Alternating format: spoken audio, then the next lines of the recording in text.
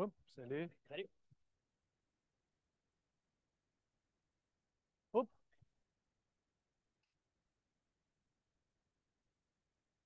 OK, alors, bonjour tout le monde, merci d'être là. Comme je l'avais dit, peut-être c'est loin un peu. Au premier cours, je vous ai dit que la semaine 3 là, c'est un cours où vous avez à la base tous les outils pour bien contrôler bien comprendre ce qui se passe. On parlait d'outils et de contrôle financier, on parlait de bilan, on parlait de budget. On parle de plan d'action, ça, il y a quelque chose de nouveau à discuter à ce niveau-là, mais je veux dire, l'environnement de ce qu'on va se dire aujourd'hui, il n'y a aucune surprise. En tout cas, sur la structure, sur les outils tels quels, ce qu'on va se dire autour de ça, là, évidemment, il va y avoir des nouvelles connaissances, des nouvelles compétences à travailler. Je veux juste vous confier quelque chose. Session après session, j'ai un dilemme presque philosophique. Je suis toujours torturé. Je me pose la question suivante. Ça, ça empêche quasiment de dormir des fois. Je me dis, est-ce que la semaine 2 elle ne devrait pas être la semaine 3? Est-ce que la semaine 3 elle ne devrait pas être la semaine 2? Je pose cette question-là. Est-ce que vous avez, comprenez-vous pourquoi je me pose la question pédagogiquement? Pourquoi, quelque part, ce qu'on va voir aujourd'hui, ça serait un peu interchangeable avec ce qu'on a vu la semaine passée? Bref, c'est quoi le lien entre ça, tu sais, pour ne pas être sur l'écorce toujours, puis voir la vue d'ensemble de ce qu'on est après faire? Est-ce que quelqu'un pourrait m'expliquer en quoi la semaine 3 puis la semaine 2 pourraient être interchangeables?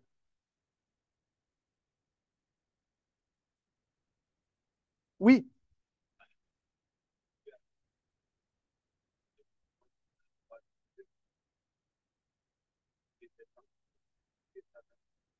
oui, c'est vrai ce que tu dis. Je veux dire, ce qu'on va voir aujourd'hui, on va être dans la vie active. On va voir ce que tu fais vraiment, ce que vous faites comme couple au niveau des finances personnelles. Êtes-vous en surplus? Êtes-vous en déficit? Est-ce que vous avez une grosse marge de crédit hypothécaire? On va tout voir aujourd'hui, OK, là-dessus, sur la situation actuelle. Donc, ce que tu dis, c'est que derrière ces comportements-là, derrière ces façons de faire en termes de finances personnelles, peut-être ça pourrait nous inspirer par rapport à gérer un peu le déficit qu'on entrevoit à la retraite, à la semaine 2. C'est intéressant.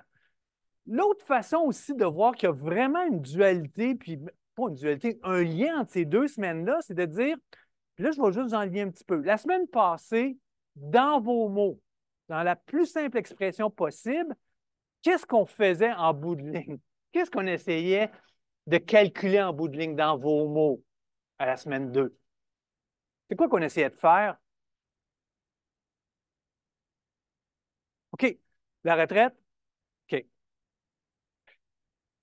Ouais, t'es après manger, c'est plus difficile, je vais t'aider un peu. OK, donc ce qu'on essayait de faire, ce qu'Étienne essaie de nous dire, c'est pas la bouche pleine, c'est qu'on était à évaluer un petit peu qu'est-ce qui va se passer à la retraite, mais plus précisément, combien on doit épargner à l'étape 5 à chaque année durant la vie active pour équilibrer, rendre possible tous mes objectifs de retraite, de prendre ma retraite à 62 ans, de léguer quelque chose à mon décès, d'avoir un train de vie à retraite de 80 de ma vie active. Tout ça était soutenu par une chose, combien tu dois épargner, la réalité. OK? Combien tu dois épargner à chaque année. C'était ça la conclusion. Puis pourquoi il y a un lien évident avec la semaine 2 puis la semaine 3, puis ça ne serait pas grave si on interchangeait pédagogiquement ces deux semaines-là, c'est que je l'ai dit, la semaine passée, on cherchait comment on doit épargner à chaque année.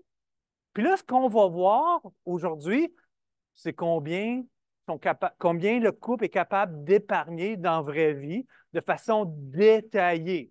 Puis s'il n'y a pas un équilibre entre les deux, bien, c'est votre job à être des empêcheurs de pensée magique, puis dire, ben, c'est correct, mais je peux juste te dire qu'il n'y a pas d'adéquation entre combien tu épargnes présentement, puis quels sont tes objectifs de retraite. Ça te prend 22 200 par année, puis là, je regarde ce qui se passe, puis finalement, c'est 12 200 que tu épargnes. Donc, ou bien on réévalue ce qu'on se dit à la semaine 2, on change le moment de la retraite, ou bien on travaille sur les outils de contrôle financier pour arriver à dégager exactement combien on doit épargner. Donc, il y a vraiment un lien entre les deux, là, évident, et ça ne serait pas grave si on passait de la semaine 3 à la semaine 2, puis la semaine 2 à la semaine 3. OK, ça, c'était pour la vue d'ensemble.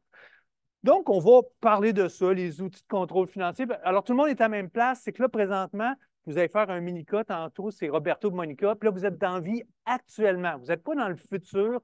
Vous n'êtes pas après planifier la retraite directement, mais vous êtes après faire les meilleurs gestes de finances personnelles possibles pour faire fructifier le patrimoine.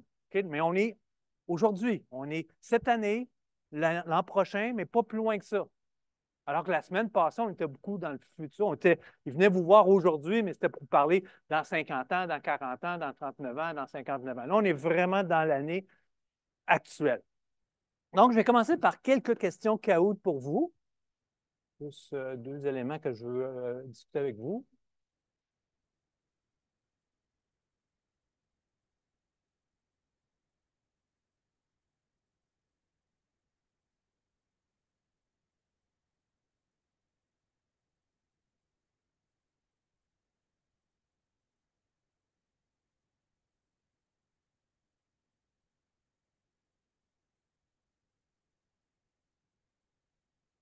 Donc, j'ai deux questions pour vous, plus des questions pour faire des discussions avec vous sur des outils et des contrôles financiers au sens large. OK? On veut faire des liens. On veut comprendre la vue d'ensemble.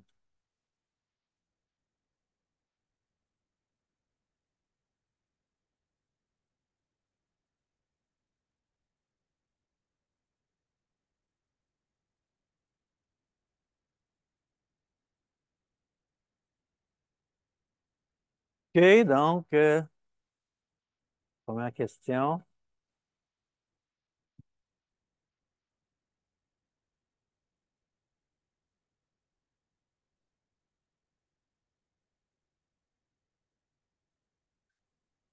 C'est une question que j'ai déjà posée. Je suis juste curieux de voir si. Ah non, celle-là, non. Non, celle-là, je ne l'ai pas posée. Donc, ça, c'est plus en lien avec vos lectures que vous avez faites.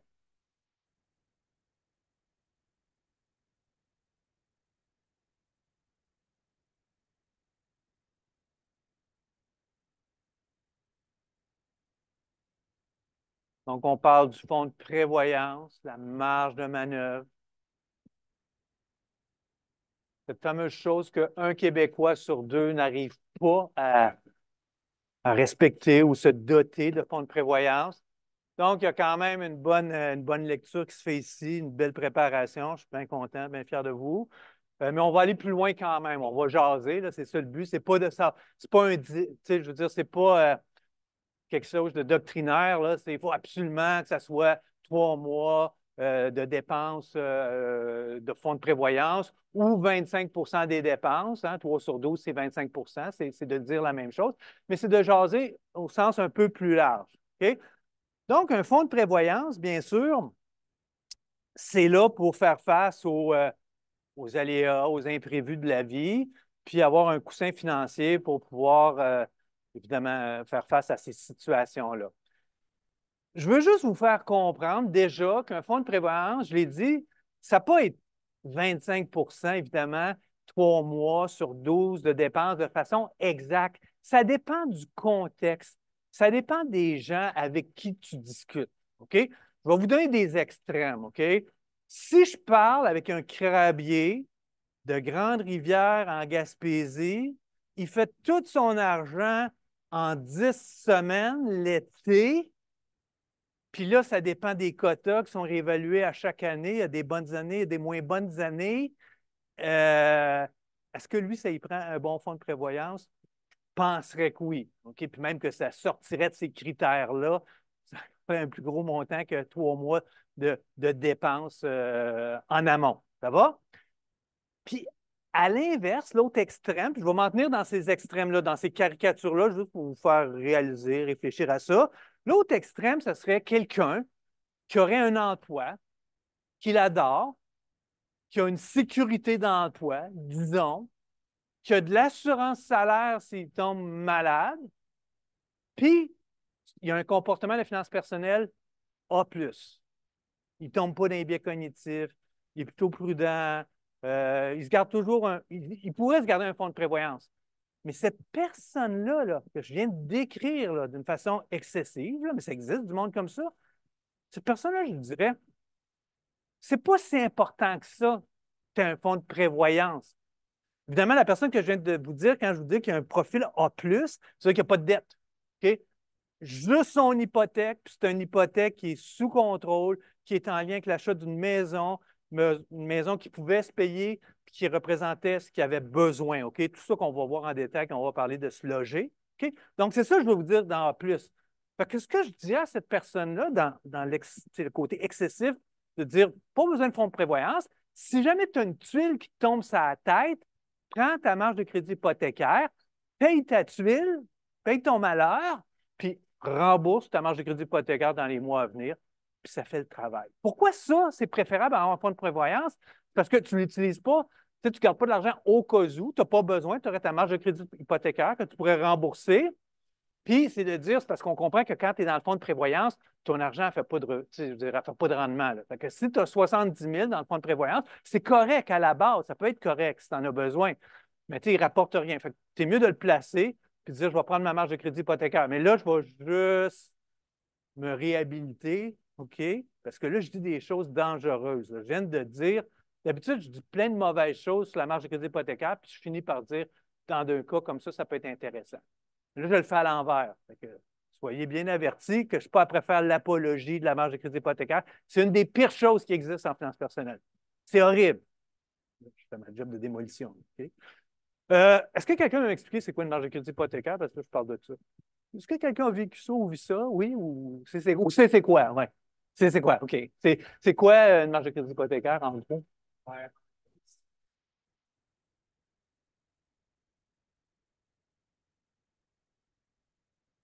Oui.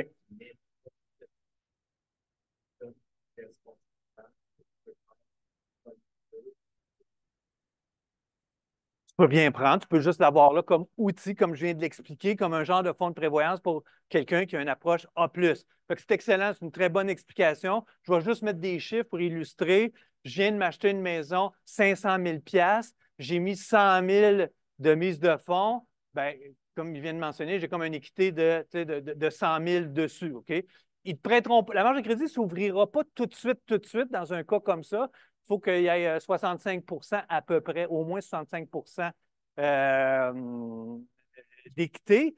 Mais en gros, là, ce que vous devez reconnaître, c'est que quand tu as une hypothèque, puis tu as une maison qui vient avec, évidemment, en gros, là, quand tu rembourses 1 $ de ton hypothèque en capital, tu viens de créer un espace de marge de crédit hypothécaire. OK? Donc, dans mon exemple où j'aurais un emprunt de 400 000 si je suis rendu à 300 000 de capital à payer parce que ça fait 8 ans que je rembourse, je dis un peu n'importe quoi, bien, ce 100 000-là, il existe toujours comme marge de crédit hypothécaire potentielle. OK? Pas obligé de l'utiliser. Est-ce que les Québécois, les Canadiens l'utilisent, cette marge de crédit hypothécaire-là, selon vous? Avez-vous des chiffres? Avez-vous quelque chose à me dire là-dessus? 70 000. Ça, c'est quoi 70 000? C'est le solde moyen de la marge de crédit hypothécaire des Canadiens lors de la dernière étude qui a été faite. Ça date de 2019, ça n'a sûrement pas changé à la baisse nécessairement. OK? Donc, quand même, 70 000. Alors, comprenez ce que ça veut dire. 70 000 de marge de crédit hypothécaire moyen, ça veut dire que tu es 70 000 de déficit dans ta vie active de dépenses versus tes revenus. Tu sais, ton surplus de dépenses sur tes revenus à chaque année, l'endettement que tu te crées, ça te prend une sortie. Vous savez, vous avez 5 cours de comptabilité financière. La sortie est où? Le financement est où? Il est par cette marge de crédit hypothécaire-là. Puis ce qui est horrible de cette marge de crédit hypothécaire-là, en plus, c'est que les institutions financières abusent dans le sens que, tu viens de l'expliquer, c'est complètement relié à l'hypothèque. C'est un jeu avec l'hypothèque puis la garantie qui est la résidence. Bien, à quelque part, ça devrait être le même taux que l'hypothèque, c'est la même garantie. Non, c'est à peu près à l'œil. Si ton hypothèque est à 5,5, mais ta marge de crédit hypothécaire va peut-être à 6,5, puis si tu ne dis pas un mot du mot, elle va peut-être de 6,9. Il y a un déséquilibre déjà là conceptuellement qui n'a aucun sens. OK? Donc, c'est vraiment un piège, la marge de crédit hypothécaire.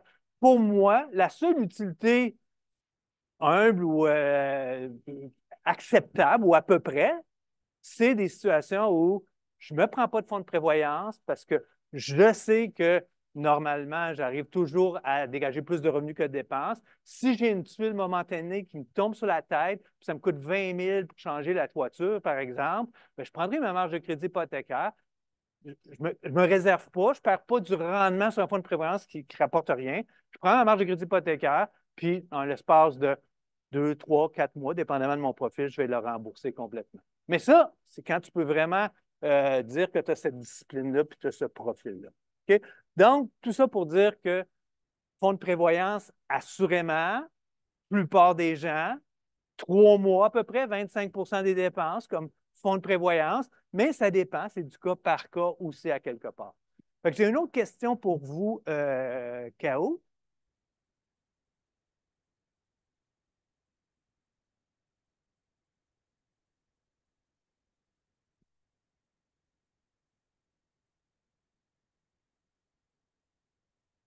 C'est celle-là que je l'ai déjà posée. Je suis juste curieux de voir si vous vous rappelez à peu près. La semaine passée, vous avez aussi la lecture du sujet 2 qui était sur le coût de la vie, là, qui vous parlait de ça. Donc, le train de vie moyen, dans ce dernier chiffre que j'ai indexé, c'est 2023 ou à peu près. Donc, encore une fois, des bonnes lectures ici, des gens qui sont engagés. Merci, ça me fait plaisir. Je n'ai pas tant de choses à vous rajouter là-dessus. C'est un chiffre. C'est une moyenne. Quelqu'un m'avait demandé, je ne sais pas si dans ce groupe-ci ou à Longueuil, c'est quoi un ménage? Bien, c'était du statistique. Puis la statistique au Canada, le ménage, c'est 2,2. C'est 2,2 personnes. Donc, ça peut être 2 adultes sans enfants. Ça peut être un adulte avec 3 enfants. Ça peut être tout. Mais la moyenne, c'est 2,2 individus dans le ménage. Euh, Ce que j'aime ici, la seule chose que je peux vous rajouter, c'est que le vert, il y a deux bonnes réponses, comme vous pouvez voir. En vert, c'est bien aussi, parce que de dire qu'un revenu brut de 90 000, c'est la même chose que de dire que j'ai 65 000 de disponibles pour faire face à mon train de vie quand tu enlèves l'impôt, puis à peu près les avantages sociaux. Ça donne à peu près, c'est la même réponse. Un, il est dit en brut, l'autre, il est dit en net. Un, il dit avant impôt, l'autre, il dit après impôt. Fait qu'il faut juste être à l'aise avec ces façons de faire. OK, on est prêt, on est réchauffé. Donc, on va aller voir, avant de vous laisser travailler sur Roberto et Monica, le Minica, on va aller regarder un petit peu quelques éléments dont je veux discuter avec vous. OK, donc comme je l'ai mentionné tout à l'heure, puis je l'avais déjà dit la semaine passée ou en introduction du cours, pour vous, les outils de contrôle financier, vous les connaissez déjà. Vous savez déjà comment travailler avec ces informations financières. Donc, quand on va regarder une situation financière pour un individu ou un couple qui vient vous voir pour faire une planification financière, bien, en premier lieu, cette personne-là doit vous soumettre, doit arriver avec quelque chose qui ressemble au moins l'information. Vous allez structurer le bilan de début, appelez ça le bilan d'ouverture, peu importe. Donc, le point de départ, la situation financière de départ. Dans un deuxième temps, et là, c'est là que ça se passe, c'est là qu'il y a de l'action dans l'année, c'est ça qui est plus exigeant, c'est le processus budgétaire. Quand je l'indique, le budget ici, ce n'est pas dans le sens de juste avoir les dépenses. Bien sûr, on a les dépenses qu'on va quantifier, on va suivre dans l'année, on va regarder les écarts, analyser les écarts, changer les comportements si on a des écarts défavorables qui ne sont pas justifiés par quelque chose qu'on ne contrôle pas. Mais c'est aussi les revenus. Il y a une adéquation, il y a un équilibre à aller chercher. Je dois avoir des dépenses budgétaires qui correspondent à mes revenus, évidemment budgétés, mes revenus après impôts, puis après avantages sociaux. Puis là, on parlera, ouais, mais tu peu l'épargne est où là-dedans? On va regarder ça en détail. Puis, ce qui est le plus important, vraiment, jusqu'à l'intra, c'est de développer notre plan d'action. C'est un peu comme la semaine passée où on a regardé, on a étudié une structure ensemble, on n'avait pas le contrôle de toutes les informations. Okay? C'est la même affaire. Aujourd'hui, ce qu'on va mettre de l'avant dans le plan d'action, c'est ça quand je dis quels sont les meilleurs gestes de finances personnelles que je peux faire avec les liquidités. Fait que c'est là la question que je dis assez souvent, mais que je vais répéter là parce que c'est en plein, il faut le dire. Fameuse question qu'aujourd'hui, vous n'êtes pas parfaitement des experts pour répondre. Est-ce que c'est mieux de placer dans un REER, CELI, CELIAP, régime enregistré épargne études, ou rembourser mon hypothèque? Puis il y en a qui ont le goût d'être hybride. Ils disent, je vais le mettre dans le REER, puis le remboursement, je vais le mettre ailleurs. Tu sais, le remboursement d'impôt. C'est de ça qu'on va parler jusqu'à l'intro. Mais dès aujourd'hui, on va commencer à travailler avec le plan d'action, avec les liquidités qui vont être générées par Roberto et Monica. Qu'est-ce qu'on va lui suggérer de faire? OK? Évidemment, on n'aura pas tous les outils pour être parfaitement optimal encore, mais rendu à l'intro, vous allez être optimal sur le plan d'action. Puis, comme vous le savez, bien, un bilan, une situation de départ avec les mouvements de liquidité, revenus et dépenses, bien, la somme de tout ça donne la situation de fin, donc le bilan de la fin. Mais c'est toutes des choses que pour vous, c'est pas compliqué ce que je t'apprends à raconter. Donc, je vais juste vous montrer ici un exemple de bilan qui est extrait du volume, d'accord? Puis, vous discuter avec vous, vous faire valoir quelques informations, quelques concepts, d'accord? Alors ici, on a Marie et Jean. On voit bien que c'est un bilan. On a un actif, des passifs. Ça serait ici la situation financière de départ. Première question pour vous. Est-ce que les chiffres que vous voyez là sont au coût ou à la juste valeur marchande? Réfléchissez tout à ça. Tout le monde ici doit réfléchir à ça, avoir une réponse dans sa tête. Puis, est-ce que quelqu'un veut me donner sa réponse, s'il vous plaît? Au coût ou la juste valeur marchande, les chiffres que vous voyez là, pour Marie puis Jean. Hein? Au coût. Donc, vous êtes bien endoctriné par la comptabilité financière. Parfait. Mais là, on est en finance personnelle. OK? C'est pas au coût. Moi, tout ce qui m'intéresse quand j'ai un client, c'est la vraie vie. C'est les flux monétaires. Là, je vais tout détruire vos trucs de comptabilité financière. Je me fous dépenses, tout ça. Flux monétaire, juste valeur marchande et le coût m'importe peu. OK? Oui, le coût à la limite, le coût dans le sens, est-ce que mon actif qui a une juste valeur marchande, est-ce qu'il y a un impact fiscal dessus? Bien, s'il y a un impact fiscal, il va falloir que je fasse le lien avec la juste valeur marchande puis le coût pour savoir quel est l'impôt. Mais à la base, je n'ai aucun intérêt pour le coût. OK, ça, c'est déjà quelque chose d'important. Quand je regarde les chiffres qui sont là, OK? Puis, j'aurai à faire un plan d'action. Éventuellement, pour Marie et Jean, cette année, je devrais leur dire, est-ce que c'est mieux de rembourser une dette? Est-ce que c'est mieux de placer dans un REER? C'est ce que j'ai dit. Quand vous voyez le bilan qui est devant les yeux, qu'est-ce qui manque d'essentiel comme information financière? Qu'est-ce qui vous manque pour faire un plan d'action sur quoi prioriser quand j'ai des dollars dans les poches? Les meilleurs gestes de finances personnelles. Qu'est-ce qui me manque comme information? Oui, Julien. Les taux d'intérêt. En grande partie, c'est une question de taux d'intérêt. C'est quoi le coût de mes dettes? C'est quoi le coût de mes rendements espérés? Je compare les deux, bien sûr. Puis ici, au troisième cours de finances personnelles, OK? Quand je vous dis que vous n'êtes pas encore prêt pour tous les éléments d'optimisation du plan d'action, il n'y a personne ici qui n'est pas prêt à dire que si tu as une dette de 8 puis ton REER te donne 5 je pense que tout le monde ici comprend que les dollars en premier doivent aller pour rembourser la dette de 8 Me trompes-tu, là? Vous savez tout ça, là, ça. C'est des vases communicants. Donc, ce bout-là d'optimisation, de dire je vais rembourser une mauvaise dette avant d'aller chercher du rendement, tout le monde doit comprendre ça. Tout le monde doit être capable de faire ça ici. Okay? Dans la vraie vie, des fois, les dettes, oui, on peut les rembourser à tout moment. Des fois avec pénalité, pas pénalité. Donc, ça devient plus compliqué, cette analyse-là. Pour le cours, ça va être des taux. Okay? Je ne commencerai pas à vous envoyer des pénalités. Mais ça se peut qu'il y a des prêts qu'on ne puisse pas les rembourser anticipés. Ton bailleur de fonds, il est tellement content de t'avoir fait un financement à 8 il ne veut pas le laisser aller. Lui, c'est un bon placement pour lui. Toi, c'est l'horreur. D'accord? OK. Donc, effectivement, tu as raison, Julien. Ce qui manque, c'est cette information-là du pourcentage des dettes puis le rendement espéré des placements pour pouvoir savoir si c'est mieux de rembourser la dette ou de placer. C'est mieux de prendre l'effet de levier ou pas. Tu sais, l'effet de levier revient dans ces histoires-là. OK.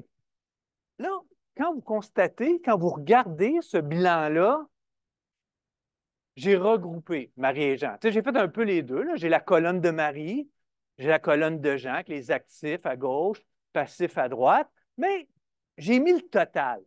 Question pour vous. Une planification financière comme ça, de situation financière, de plan d'action, de qu'est-ce qu'on devrait faire avec nos liquidités. C'est quoi le meilleur geste de finances personnelles pour atteindre notre objectif de retraite qui me demande d'épargner 22 222 par année, tel que vu la semaine passée, disons. OK?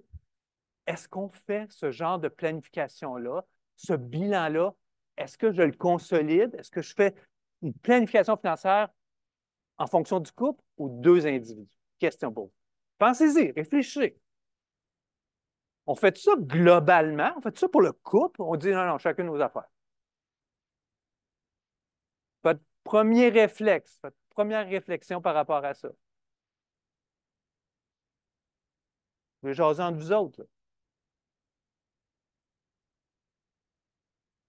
Est-ce qu'on consolide ou pas?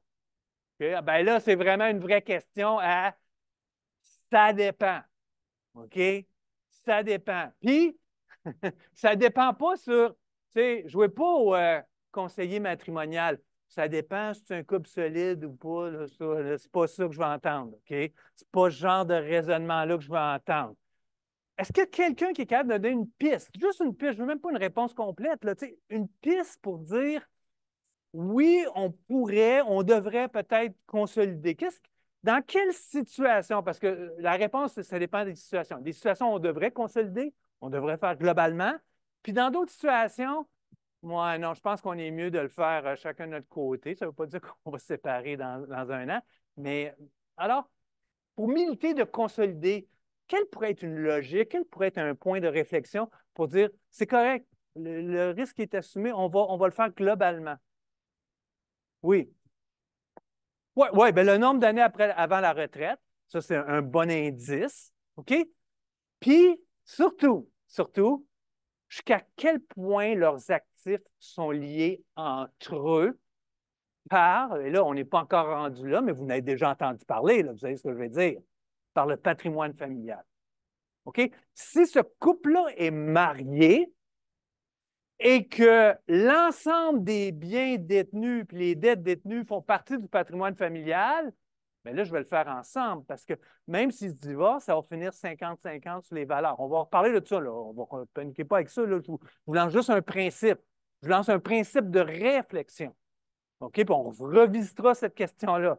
Mais c'est vraiment ça la façon de voir parce qu'entre vous et moi, il faut toujours considérer le pire scénario. Le pire scénario, c'est un peu ça la gestion de risque. Dans ma tête à moi, tu sais, quand on dit gestion de risque, c'est de dire qu'est-ce qui se passe si le pire scénario se produit? Bien, le pire scénario, ce serait je fais une planification en couple, consolidée, puis ils se divorcent, ils se séparent. Mais s'ils se divorcent puis ils se séparent, puis à cause du patrimoine, chacun se retrouve avec la moitié des actifs ou de la valeur, puis ils ont la moitié des revenus à peu près parce qu'ils génèrent à peu près le même genre de revenus les deux, ben, c'est pas grave que tu l'aies fait ensemble. Tu sais, je comprends, tu auras plus ton 25 off, tu te rematcheras, puis tu vas rechercher ton petit rabais de 25 de couple, là. Mais tu sais, pour un an, 2 ans, 3 ans, tu ne l'auras plus, c'est tout. Ça finit là. C'est comme une réflexion que je vous propose sur une vraie question. Tu sais, vos clients, les gens, vos amis, je veux faire une planification, on devrait-tu faire ça en couple ou pas? Tu sais, c'est toutes ces questions-là. Mais si tu es conjoint de fait, puis là, c'est après changé, là, à partir du 1er juillet 2025, il y a une forme de patrimoine, pas aussi attaché, mais il y a une forme de patrimoine familial qui s'en vient pour les conjoints de fait. S'ils ont des enfants, c'est ça qui donne lieu au patrimoine familial. On reparlera de tout ça, mais c'est ça qui devrait donner lieu, pas si tu es marié ou pas. Mais bref, pour l'instant, c'est vraiment marié ou pas qui fait qu'il y a le patrimoine ou pas. Alors, ça, c'était le petit bout que je voulais vous parler sur est-ce qu'on fait ces planifications-là en couple ou pas? D'accord? Mais définitivement, si tu as le patrimoine qui s'applique et tu es à 5 années de la retraite, ce serait vraiment suspect de ne pas le faire globalement. OK, quoi d'autre que je peux vous dire? Au niveau des classements, c'est ça l'affaire. Si vous êtes rendu tellement bon en information financière, vous avez eu tellement de cours que pour vous, aller faire des états financiers personnels, c'est rien pour vous. Une fois que vous comprenez que ça me prend des justes valeurs marchandes, ça me prend des rendements d'indiqués, Les normes de présentation, c'est vous qui organisez ça. Vous faites ça comme vous voulez. Vous imaginez si c'était ça en comptabilité financière? Faites ça comme vous voulez. OK? Moi, c'est ça que je vous dis. Faites-le comme vous voulez, à quelque part. Mais je vais quand même vous donner quelques balises qui peuvent vous aider. Regardez en jaune du côté de l'actif. Je pense que c'est correct de diviser ça en 3 grandes parties parce que c'est de l'information qui vous parle, qui va vous aider plus tard dans la planification financière du couple ici de Marie et Jean. Moi, j'ai besoin de savoir quelles sont les liquidités. Donc, c'est quoi mon fonds de prévoyance? C'est un peu ça que je reflète quand je marque que j'ai un titre qui s'appelle liquidité. Après ça, j'ai les placements. Donc, toutes mes formes de placement, j'aimerais ça les isoler dans une catégorie parce que tous les éléments du patrimoine qui vont créer de la valeur pour me permettre d'atteindre mes objectifs de retraite, c'est là qu'ils sont dans placement.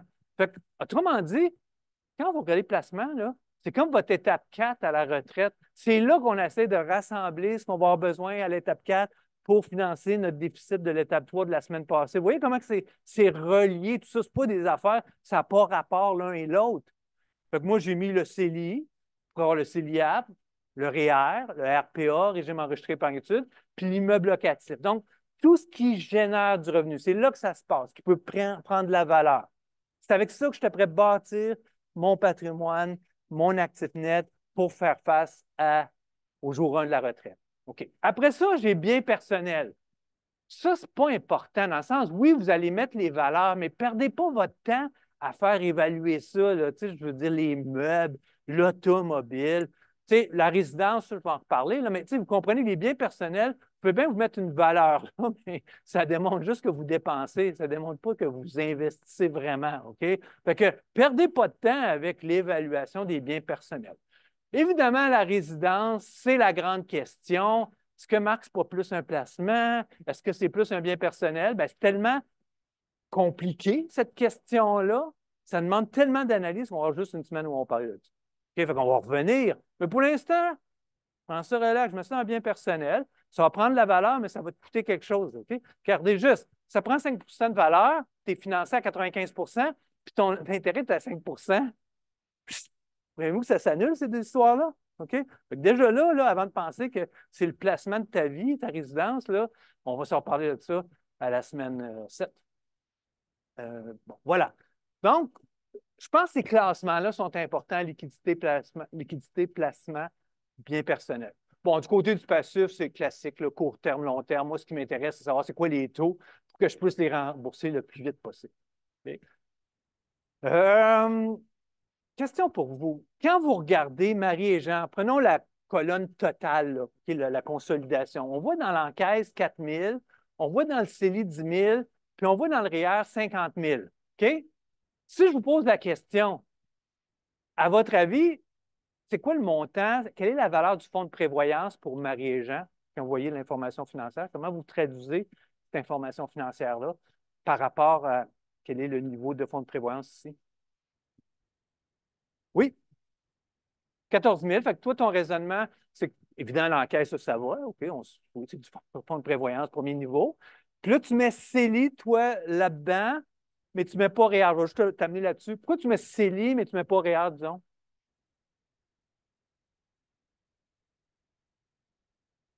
Tu vas déclencher de l'impôt. Tu vas déclencher de l'impôt. Oublie la notion si tu rappes, mais à la base, le REER, si ton fonds de prévoyance il est là, il n'est pas à bonne place. Là, OK? Parce qu'évidemment, tu ne veux pas avoir un fonds de prévoyance qui va déclencher de l'impôt. C'est la pire affaire que tu voudrais faire. Fait que ton REER ne pourrait jamais être un fonds de prévoyance. Là, je vais juste nuancer, tu as une bonne réponse, juste nuancer le CELI. Fait que ça dépend. Le CELI, ça peut être ton fonds de prévoyance. On comprend que rentrer et sortir, il n'y a pas d'impact fiscal. Déjà, c'est une bonne nouvelle. Mais si tu es dans le marché boursier puis tu places ça au même niveau qu'un REER, comme je vais vous montrer à la semaine 5, bien là, de sortir 40 000 parce que faut que tu aies un imprévu très important à payer, tu vas le faire. Là, mais tu vas vendre, tu vas peut-être vendre à perte. C'est un long horizon. Fait que ce que je veux dire, finalement, le CELI va être aussi un fonds de prévoyance, mais ça dépend de quoi est composé ton CELI. Il faut qu'il soit composé, sans dire un compte épargne, au moins un certificat de placement garanti, quelque chose que tu peux décaisser sans avoir une moins-value puis une perte de valeur parce que ce n'est pas le bon moment pour vendre. Parce que ce n'est jamais le bon moment pour vendre, je l'ai dit, on regarde ça long terme. Fait que ça dépend de ce qu'il y a dans le CELI, mais oui, c'est là qui serait l'autre bout de fonds de prévoyance. OK. Ça fait pas mal de choses que je vous dis. J'ai le goût parce que, tu sais, une petite déformation de fiscaliste, je ne peux pas m'empêcher. Celle-là est vraiment pointue. Si vous avez vraiment fait des grosses lectures du volume, vous avez passé là-dessus, mais ce n'est pas évident. Mais quand vous regardez la structure de dette, OK, concentrez-vous sur le passif à long terme. OK? Comme fiscaliste, est-ce qu'il y a quelque chose qui vous énerve un peu? Mettons, je donne tout, vous êtes tous des fiscalistes. Vous avez tous fait votre maîtrise en fiscalité. Puis là, vous regardez le bilan, puis vous regardez le passif. Est-ce qu'il y a quelque chose là qui vous fatigue? Oui?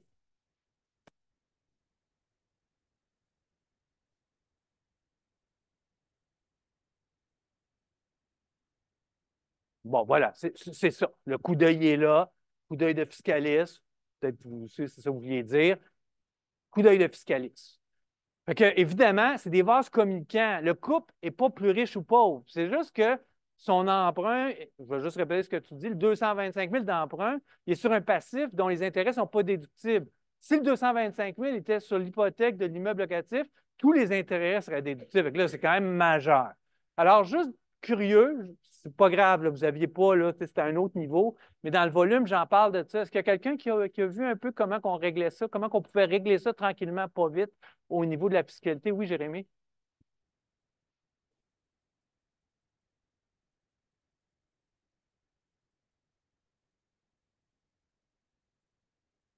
Absolument, oui, c'est ça. Fait que, tu sais, juste c'est ça, Jérémy, bravo.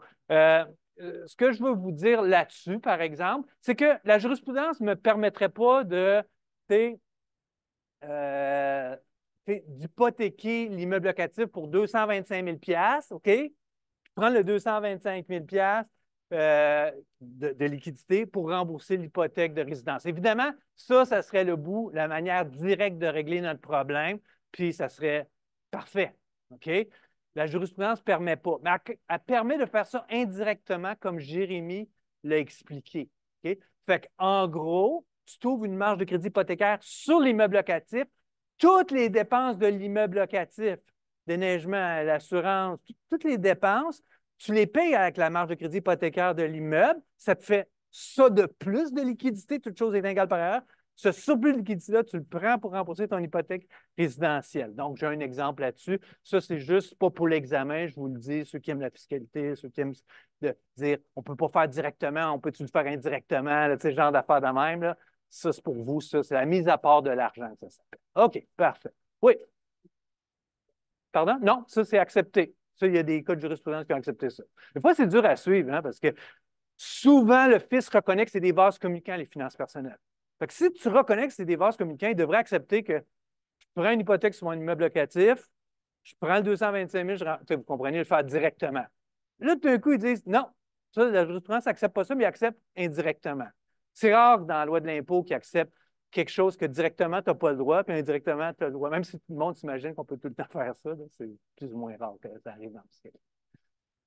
OK, donc on continue. On va regarder plus en détail le budget tel quel. Donc, n'oubliez pas, ici, quand je vous parle de budget, je parle autant de la notion des liquidités en revenus, après impôts, après avantages sociaux, que les dépenses.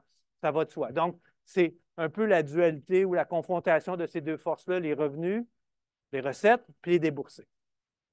OK, donc c'est ce que je dis. On va regarder les recettes, donc les revenus après impôts, après avantages sociaux. On va regarder le coût de la vie. On va regarder le budget. OK, de quelle façon de quoi il est composé. On va se faire quelques commentaires sur la classification, sur les différents types de dépenses.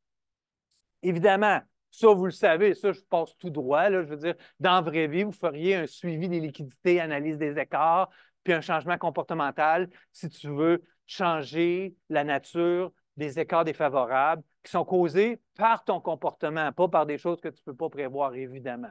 OK? Bon, voilà. Fait qu'on va se concentrer ici sur les recettes.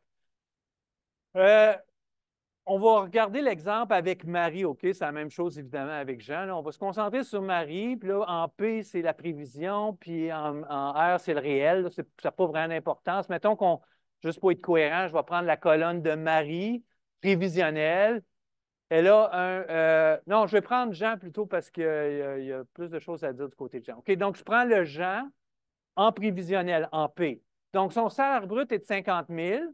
Il y a un boni de 5 000, puis un revenu de location de 15 000. OK? Donc, quand vous enlevez l'impôt dans un contexte comme ça, vous allez évidemment additionner chacun de ces revenus-là. Tous ces revenus-là sont imposables. Alors, pour Jean, vous allez utiliser la table d'impôt pour déterminer 55, 70 000. 70 000 de revenus, ça donne combien d'impôts? C'est ça qui a donné le 17 803. J'ai pris la table d'impôt à l'époque, ce n'est pas mis à jour, c'est celle de 2020, je crois. OK?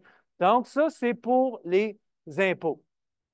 Faites pas attention, ce n'est pas important. Quand on retourne du côté de Marie, j'ai mis les allocations pour enfants. Ça, ce n'est pas imposable. Alors, mais pour l'examen, je ne m'en vais pas là. Je m'en vais sur les évidences de revenus, les choses que vous savez déjà là. Je n'irai pas sur des petites exceptions que vous n'avez pas regardées étudié en détail en fiscalité 1 ou 2, les questions fiscales. Ce que je veux vous dire, par contre, OK, c'est quand on calcule les avantages sociaux. Donc, vous voyez, pour Jean, j'ai 3 786 d'avantages sociaux. Juste vous dire, j'ai un acétate après qui va détailler ce calcul-là, en tout cas les éléments qu'on va inclure. Sachez juste que ces avantages sociaux-là de RQ, assurance emploi, régime québécois, assurance parentale, c'est ces trois-là qu'on va consigner. Ça s'applique juste sur la rémunération ou sur du revenu d'entreprise pour un travailleur autonome. OK? Donc, ça ne s'applique pas sur le revenu de location, ça ne s'applique pas sur d'autres genres de revenus. C'est vraiment juste le salaire et le boni. Là, on considère que le boni, ça va faire qu'un salaire. Alors, pour Jean, on va calculer les avantages sociaux sur 55 000 et non pas 70 000. Au passage, on comprend que ça se calcule sur du brut. Important de savoir parce qu'à un moment donné, dépendamment de comment je vous présente l'information, ça pourrait être mélangeant. Donc, sachez que les avantages sociaux, on le calcule sur le montant brut. Alors ici, pour Jean, ça sera sur 55 000. 50 000 de salaire, 5 000 de boni. Bon, maintenant, comment est-ce qu'on calcule les avantages sociaux? On prend l'acétate, où vous allez vous faire un petit peu d'informations sur vos deux feuilles 8,5 par 11 recto verso à l'examen. On va les regarder un à un. Comment ça marche, le calcul de l'avantage sociaux sur le RQ?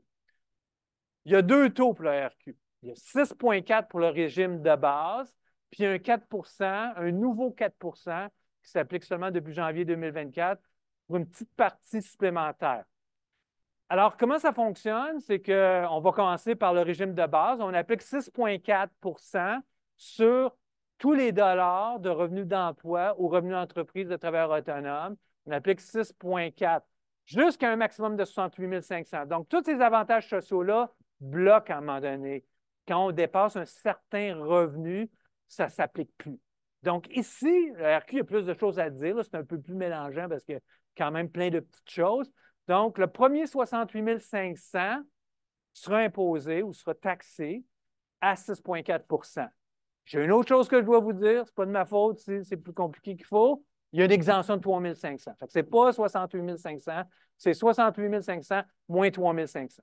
Il est toujours là, le 3 500. Tu as 20 000 de salaire, on enlève 3 500, la différence, 16 500, c'est là-dessus qu'on va appliquer 6,4. OK? Donc, jusqu'en 2024, c'était juste ça, puis c'était bien assez. OK? Mais là, depuis 2024, ça fait longtemps que c'est annoncé, c'est une réforme pour augmenter un petit peu la couverture de RQ pour vos générations. Bien, ils ont dit, on va augmenter le plafond, puis ce bout-là d'augmentation, on va juste appliquer 4 puis ça va générer une rente un peu plus élevée en 2065, quand vous serez rendu là en 2065. OK? Donc, 4 si ton revenu est en haut de 68 500, donc jusqu'à 73 200, il y aurait 4 qui pourraient s'appliquer. Donc, en français, si mon salaire est de 100 000, 68 500 moins 3 500 fois 6,4, ça, c'est mon régime de base que je paye.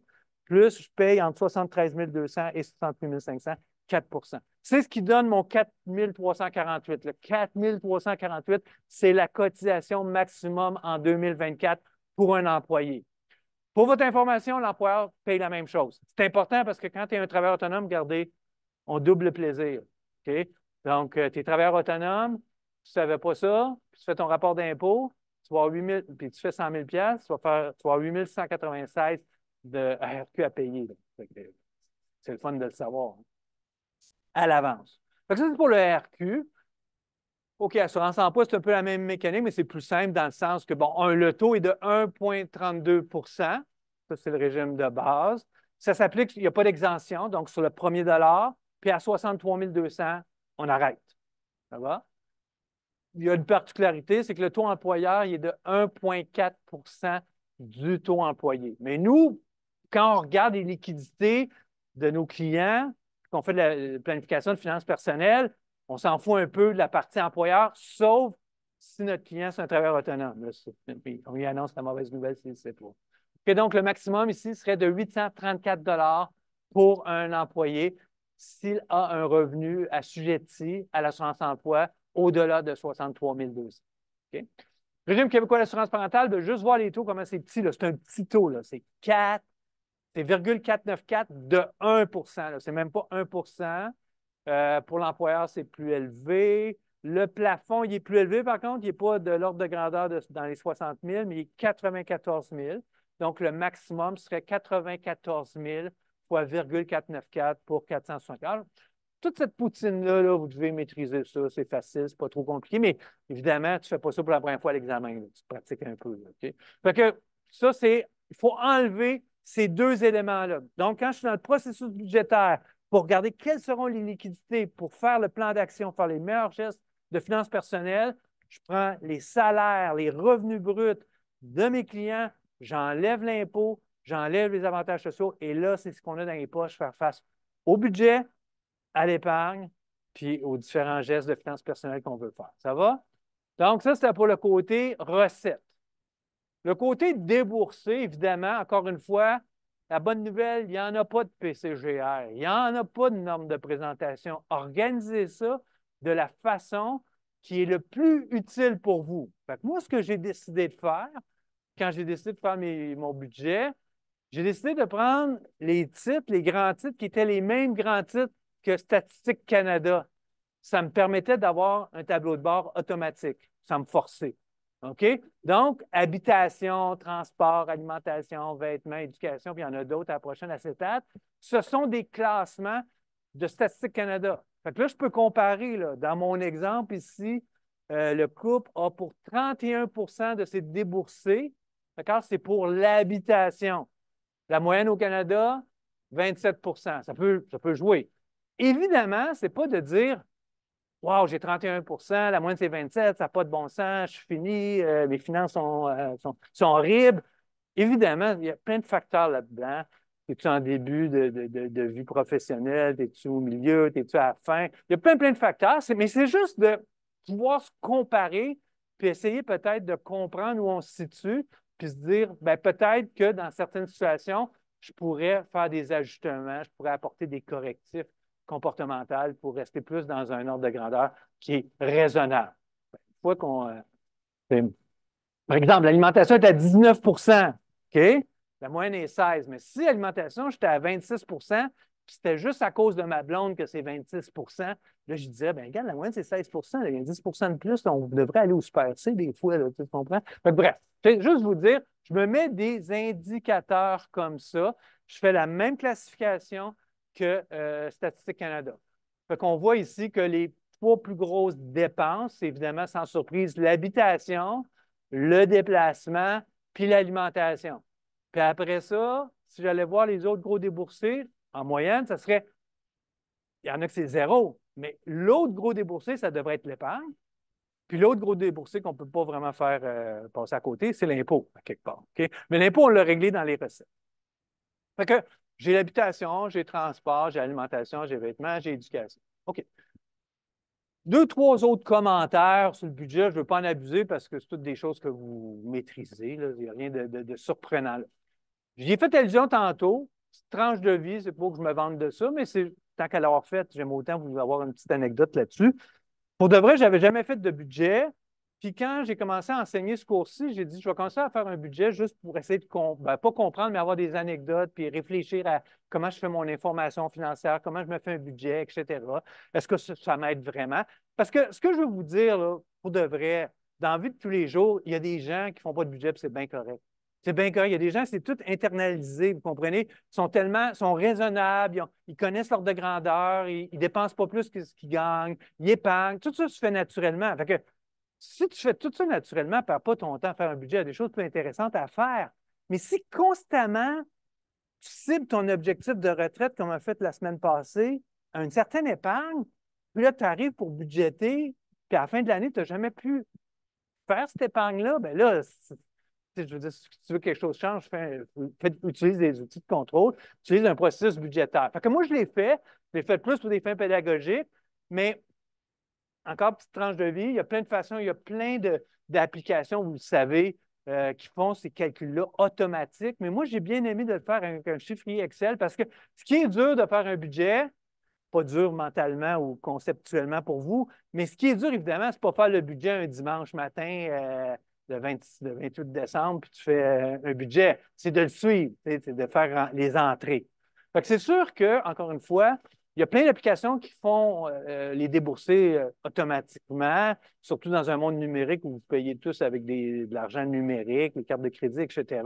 Mais moi, ce que j'ai aimé, c'est que j'ai fait vraiment juste des plus. Je mettais vraiment, je prends un café plus 2, je vais au restaurant plus 22, puis j'avais plein de plus dans mon chiffrier. Tu sais, ça a l'air vraiment capoté quand je le dis. Tabarnouche, ça devait être long. Non, c'était zéro long. Tu sais, je me souvenais ça par cœur. Le soir, je rentrais ça, ou après 2 jours. Puis c'est parce que ça faisait que j'étais tout le temps en interaction. Tu sais. Sinon, si tout se fait automatiser, c'est mieux que rien faire. Mais à quelque part, c'est peut-être moins facile à suivre ou on est moins enclin à le suivre ou on est moins interpellé. En tout cas, c'est comme ça que je le vois, mais ce n'est pas nécessairement un absolu ce que je viens de dire. Ça, c'est sûr. Euh, il y a deux autres choses que je veux vous dire. Regardez, il y a un compte qui s'appelle épargne dans cet exemple-là. OK, à la toute fin, 5 000 dans le REER, 5 000 dans le régime à recherche épargne études. Alors, je pose la question. Ce n'est qu'une question de présentation. Est-ce qu'on s'entend là-dessus? Je pourrais ne pas mettre un poste épargne, puis si j'étais un homo economicus, le 10 000 que j'ai prévu là, c'est juste que j'aurais un surplus dans l'année de 10 000 que je placerais. OK? On s'entend?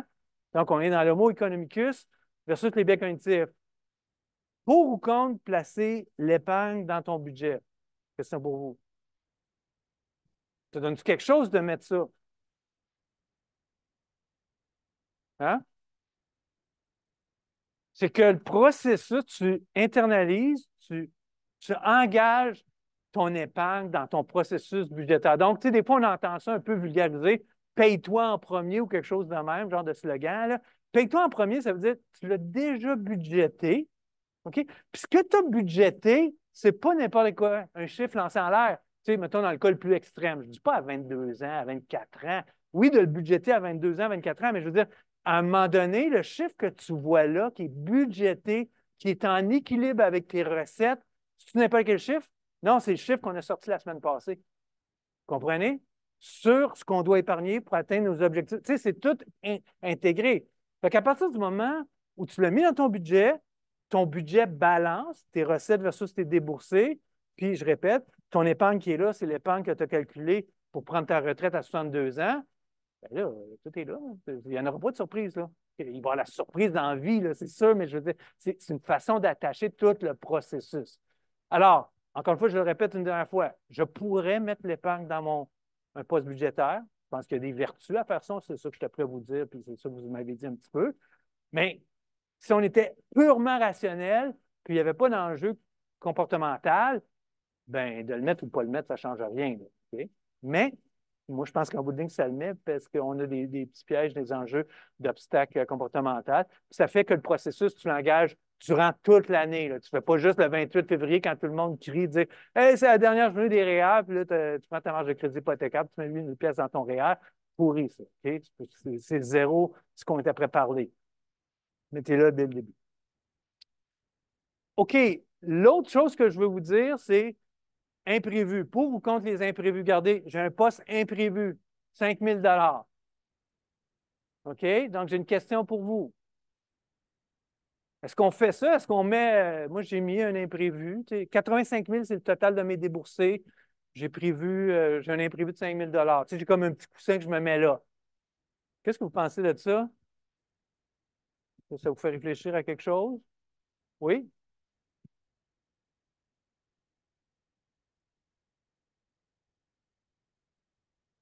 OK, intéressant ce que tu as à dire. Parce que quand tu parles de même, tu m'amènes un peu sur la voie du bilan. Là, moi, je suis dans le jeu du revenu-dépense. OK? C'est intéressant, ça m'amène cette idée-là.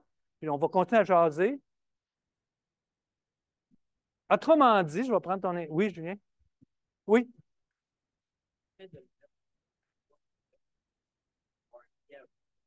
Oui, c'est ça, exactement. Tu sais, parce que des fois, la réponse, quand je pose cette question, les étudiants ils disent ben oui, il faut le mettre, il va y en avoir des imprévus.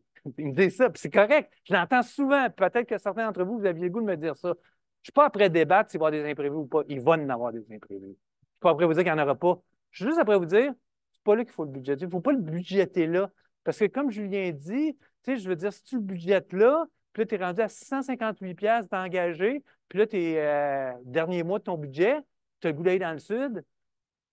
C'est correct d'aller dans le sud en passant, c'est pas ça, mais tu sais, vous comprenez, c'est comme une invitation à aller un peu se légitimer là. Alors, ce qui est important, pour venir à ce que tu dis, c'est pas qu'il soit là, c'est qu'il soit dans ton fonds de prévoyance au début dans la situation financière. C'est là qu'il faut qu'il soit. Évidemment, si tu n'en as pas de fonds de prévoyance, là, c'est une autre histoire. Là, il faut que tu le prévois là. Vous comprenez, c'est le jeu du bilan versus le jeu des revenus et dépenses que je t'apprends vous faire. Je pourrais réfléchir à. OK? Donc, encore une fois, des questions comportementales. Je vous avais dit qu'on en reparlerait un petit peu appliquées à des situations précises. Puis, là, c'est vrai, le dernier commentaire. Là, c'est pas pour me vanter, c'est vraiment pour vous dire, Caroline, ça a vraiment eu des impacts. Tu sais, pas important, chacun est généreux comme il peut, comme il veut. Puis, tu sais, je ne veux pas dire, mais ce que j'ai remarqué à faire mon processus budgétaire pendant 6 ans, c'est que pendant ces 6 ans-là, c'est les 6 années où j'ai été le plus généreux. J'ai fait le plus de dons. Pourquoi j'ai fait plus de dons? Parce que dès le début de l'année, je le mettais au poste budgétaire. Je savais déjà que mon budget, il balançait avec mes revenus, incluant l'épargne nécessaire pour prendre ma retraite, selon mon objectif de retraite. Il était déjà là. Fait que là, je ne me posais pas la question, ouais, je donne-tu ou pas? Regarde, j'avais un maximum, puis je le mettais à un niveau que je pensais qu'il devait être, puis je le respectais. Là, je suis rendu au 24 décembre, au 26 décembre, puis juste à la fin d'année, puis il y avait 800$ qui n'ont pas été dépensés. J'ai dépensé 800$. C'est des œuvres. Parce que, puis encore une fois, ce n'est pas pour moi que je raconte ça, c'est pour dire ça fait une différence ton processus budgétaire. Sinon, ça passe tout le temps en dernier, il n'en restera plus de rien de tes affaires. Il ne restera plus pour des dons, il n'en restera plus pour l'épargne. Okay? Si tu ne demandes rien. Si tu le budget, tu l'équilibres, tu veux avec ça? En tout cas, je trouve ça intéressant. OK, l'inflation, c'est correct. Là, ce que je voulais vous dire, je l'ai déjà dit. On aurait pu aller voir la calculatrice de la Banque du Canada. Les chiffres sont là depuis 1914. Donc, selon vous, quelle est l'inflation en moyenne annuelle depuis 1914 jusqu'en 2024? Mettons qu'on allait faire la calculette. La calculette, ça donnerait quoi à peu près? Ouais, ben 3. Ça serait plus à 3, 2,4. Je pense que je l'ai fait tantôt, là, de 2,93. Fait que là, puis après ça, mais tu as raison. Après ça, j'ai fait plein d'autres petits jeux. J'ai dit entre 2000 jusqu'à 2024. Puis là, ça donnait plus autour de 2,13. Puis là, j'ai été voir les gros soubresauts, 1979 à 1980, là, c'était comme à 12%. Là, ce qu'on a vécu 2021, 2022, 2023, là, ça tombait à 7%. Bref, il y a des fluctuations. Les politiques monétaires font en sorte que tous les gouvernements d'Occident veulent combattre l'hyperinflation ou l'inflation instable. Et le but de la Banque du Canada, c'est d'être à 2% en 2 et 3. OK? Donc, c'était juste ça que je voulais vous faire refléter par cette idée. OK, maintenant, si on parle du plan d'action, on a commencé à en parler. Comme je vous le dis, on va être complètement abouti ou en pleine forme pour optimiser puis faire un plan d'action seulement après la semaine 5-6, prêt pour l'examen final, intra. Mais ça ne veut pas dire que dès maintenant, on ne peut pas faire des choses intéressantes. Donc, le plan d'action, avant d'y arriver au plan d'action, ça, c'est une page que j'ai isolée, page 148 du volume ou du livre de Pierre-Yves McSween, Liberté 45. Puis, c'est écrit en petit, mais en gros, c'est marqué pour 1$ dépensé à 20 ans, on se prive de 7,4 à 60 ans. Donc, ce qui fait ressortir ici, c'est de dire, Pierre-Yves McSween, c'est de dire, pour de vrai, quand tu achètes quelque chose qui coûte 100$ là, cette année, là, OK, ça te coûte en vérité 704$. OK, bon. Qu'est-ce qu'il veut dire par là? Commençons par ça. Qu'est-ce qu'il veut dire par là? Si j'achète quelque chose qui me coûte 100$, vraiment, je paye 704. C'est quoi le concept qui fait ressortir? Oui, l'argent dans le temps, l'intérêt composé, le coût d'opportunité. OK? Fait que c'est quoi le 7,04? On le voit là, OK? Le 7,04, c'est si tu places une pièce à 20 ans, là, c'est quoi le taux qu'il utilise? C'est en petit, c'est 4 qu'il a pris? 5. Si tu places une pièce à 5 à 20 ans, à 60 ans, tu aurais 7,4. Donc, tu t'es privé de 7,4. Donc, ça te coûte 7,4. Bon. Est-ce qu'on fait un peu le critique? Est-ce qu'on fait quelque chose? Avez-vous quelque chose à me dire? Est-ce que vous achetez ça tout de suite? Dire oui, c'est vrai, quand j'achète une pièce, une chose qui coûte une pièce, ça me coûte 7,4. Est-ce qu'il y a quelque chose à dire là-dessus? Là? Ramener McSween un peu à quelque chose de. Oui, OK. Donc, il faut ramener le 7,4 en inflation, le ramener à aujourd'hui. Je l'ai fait, ça, évidemment. Vous suivez? Fait que dans le fond, le 1 $ que je placerais aujourd'hui, qui me donnerait 7,4 dans 40 ans, de 20 à 60, à coût de 5 le 7,4 ne vaudra pas 7,4 en dollars d'aujourd'hui. Je l'ai ramené en dollars d'aujourd'hui, comme tu le dis, avec 3 ça me donnait 2,15. OK. Puis là, je veux continuer à jaser. Quand vous entendez ça, là, je sais que ça fait moralisateur, c'est un peu tannant, là, genre, mais je veux le faire pareil jusqu'au bout, OK? Quand vous entendez ça, puis qu'on légitime vraiment, puis que méthodologiquement, on est correct, on l'a ramené en dehors d'aujourd'hui, est-ce que c'est quand même une grosse question, ça, de dire, ce qui me coûte, je pense qu'il me coûte 100$, ça me coûte vraiment 215$, puis ça, c'est vrai, là, je ne peux pas après compter un mensonge, là, c'est vraiment vrai. Est-ce que c'est quelque chose d'important, ça, comme concept? Comme idée, sans devenir immobilisé, neutralisé par cette idée-là, puis avoir de plaisir dans la vie. Là. OK? Est-ce que c'est quelque chose de puissant?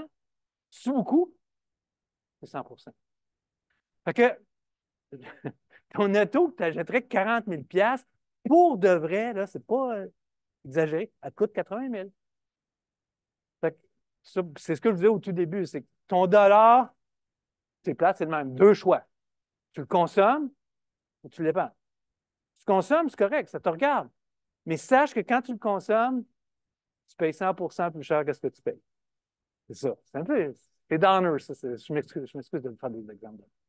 OK. Fait que si on est dans le plan d'action, le dollar, c'est ou bien on le consomme, ou bien on le place.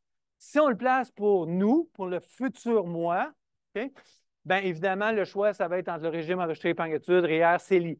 Pour l'instant, pour Roberto et Monica, vous n'êtes pas tout à fait capable. Vous n'êtes pas capable de dire si c'est mieux le REER, le CELI, le régime enregistré épargne-études. On y arrive. OK? Mais si vous arrivez dans un deuxième temps et vous avez des dettes qui sont plus élevées que ce que vous pouvez espérer comme rendement, bien là, c'est sûr que le premier geste de finances personnelles, c'est de rembourser ces dettes-là. C'est un rendement assuré de 8 si la dette est de 8 comme je dis tout le temps. C'est pas parce que ça donne un rendement de 8 de rembourser une mauvaise dette que ça légitime le fait d'avoir des mauvaises dettes. Ce serait mieux pas d'en avoir pareil. OK? Donc, ça, c'est un peu le plan d'action dans son ensemble. Il n'y a pas le CELIAP encore qui va être le gagnant toujours. Là. On en reparlera de ça. Fait que si on arrive au plan d'action, juste avant de la suite, si on regarde le plan d'action, encore une fois, là, il y a vraiment plusieurs façons de le présenter. Soyez pas trop pris dans la technique. Là. Comprenez ce que vous faites.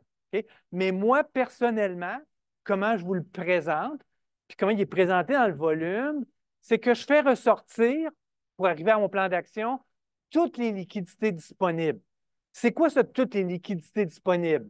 Bien, dans un premier temps, c'est le surplus de recettes sur les déboursés. OK? Donc, dans le cas de c'était Pierre et Jean, Jean et Marie, je pense, il y avait 10 452 de recettes en excédent par rapport aux déboursés de l'année. Donc, lui, c'est évident. Lui, c'est impossible que tu ne penses pas à le mettre, là. C'est ton pain et beurre de départ. Donc, l'excédent des recettes sur les déboursés, ça, il faut que ça soit là dans mon amorce de plan d'action. L'autre élément que je vais mettre, c'est au début de l'année, j'avais des liquidités dans mon fonds de prévoyance. Je le remets au bâton, je le remets comme disponible. Je verrai ce que je fais. Je vais devoir probablement pourvoir encore à la fin d'année au fonds de prévoyance, mais je mets tout ce qui est disponible. Donc, vous vous rappelez, ou peut-être pas, c'est loin, là, mais le premier acétate, c'était le bilan, puis il y avait pour 14 000 de fonds de prévoyance. 4 000 en encaisse, puis 10 000 dans le CELI. Donc, je le remets là. Parce que ce n'est pas Pierre et Marie les spécialistes, c'est vous les spécialistes. Fait que je remets tout au bâton. Je prends même dans le budget l'épargne qui avait été isolée. Il y avait un 5 000 dans un REER, un 5 000 dans le régime enrichissement épargne études. C'était budgété. Je le remets parce que peut-être on peut faire mieux que le REER et le régime enrichissement épargne études. Pour l'instant, on ne le sait pas, mais je le remets là. Fait que globalement, j'ai 34 452. Alors, vous pouvez le présenter comme vous voulez, mais comprenez ce que vous faites. Allez pas me mettre une ligne épargne là. OK, vous comprenez, une ligne épargne, si dans le budget, il n'y en a pas d'épargne. Je le mets là parce qu'il y a une ligne d'épargne dans le budget. OK? Fait qu'il faut comprendre ce qu'on fait. C'est encore un peu un jeu de conciliation. Suivre l'argent. OK? Suivre la piste. Alors, sur 34 452, qu'est-ce que je fais? Dans ce cas-ci, je cotise 10 000 au régime enregistré par études. Pour l'instant, ça ne vous dit absolument rien. Puis ça va rester de même aujourd'hui. OK? Vous ne savez pas pourquoi il faut prioriser le régime enregistré par études. Vous ne savez pas pourquoi que le chiffre magique ici, c'est 10 000. On se reparlera de ça. OK? Un remboursement anticipé d'un prêt automobile, 14 000, ça, sûrement, c'est parce qu'il y a une mauvaise dette. Elle devait être à 8 puis c'était mieux de rembourser. Ça, vous êtes capable de le voir déjà, bien sûr. Là, finalement, 2 500 au REER de Marie, 2 500. Donc, il y a des bouts que vous n'allez pas être à même de pouvoir prioriser. Il y a des bouts que vous allez pouvoir, mais la mécanique, vous devez être à l'aise avec. C'est ça qu'on va. C'est là-dessus que vous allez travailler. Puis, je me garde un peu de liquidité pour avoir un fonds de prévoyance. Puis, vous allez le voir, le fonds de prévoyance, je ne suis pas toujours à 25 des fois, je suis à 20 des fois, je suis à 15 J'en parle, j'en discute, mais je ne suis pas toujours à 25 Ça va? Bon, là, on a une petite décision à prendre. Il est 13h06. Ouais, je pense que le mieux, c'est de prendre la pause tout de suite parce qu'on va commencer avec Roberto et Monica. Donc, on va prendre la pause. Il est 13h07. On va reprendre à E25.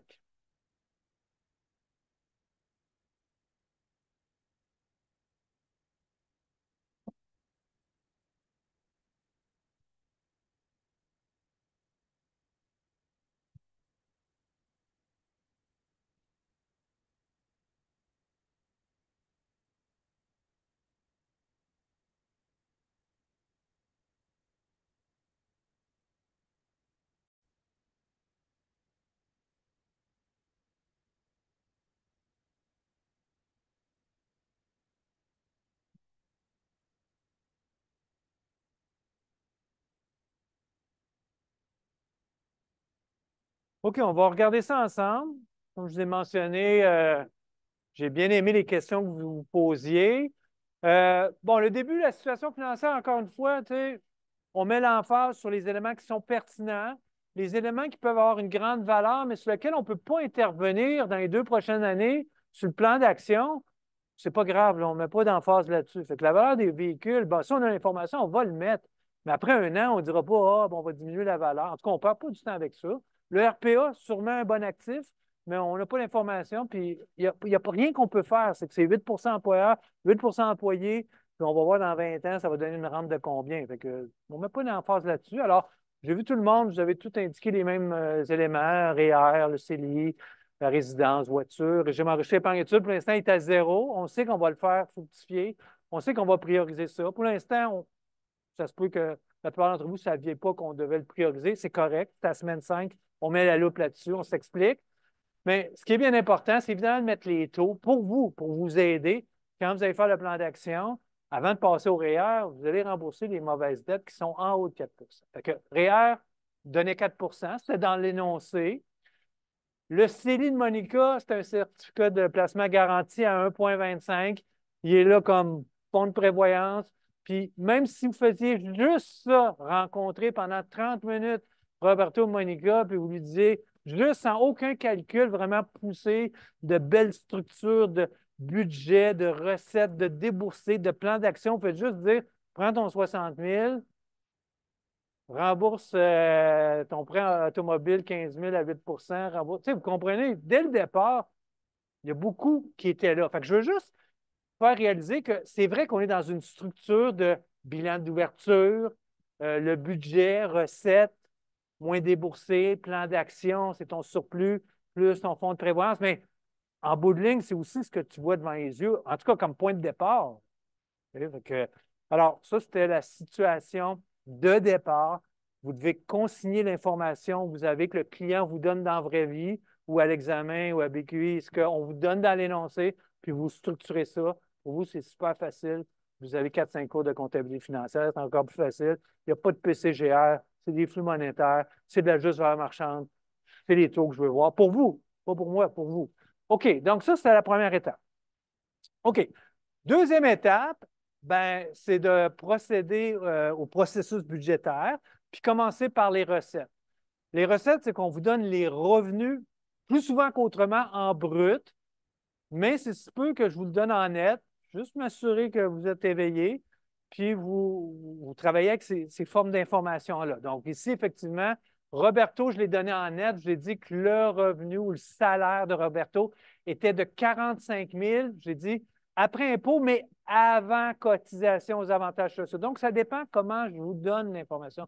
Vous devez être capable d'être souple, OK, par rapport à ça et vous ajuster selon de quelle façon je donne l'information.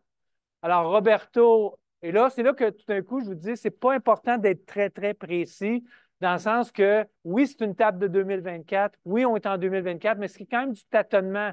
Je vous donne le net, puis vous devez aller chercher le brut. Fait que vous devez regarder en même temps le brut plus l'impôt. Fait que quand vous arrivez à peu près à 45 000, ce sera le salaire brut.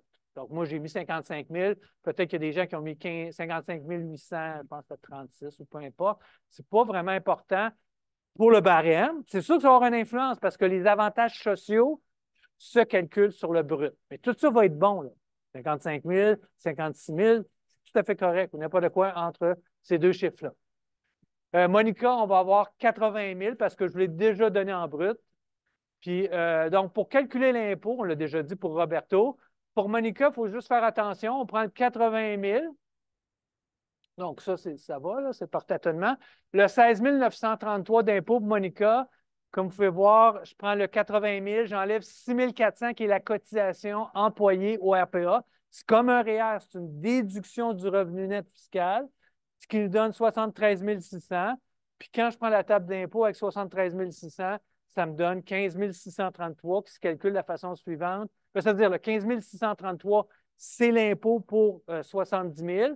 J'ai 73 600, donc ce qui est en excédent, on l'utilise le taux marginal. C'est ça qu'il faut être capable de faire, savoir que quand on est dans les derniers dollars, que je dois calculer parce que la table d'impôt ne me le donne pas, 73 600, c'est sur les derniers taux d'impôt, c'est sur le taux marginal que ça se calcule.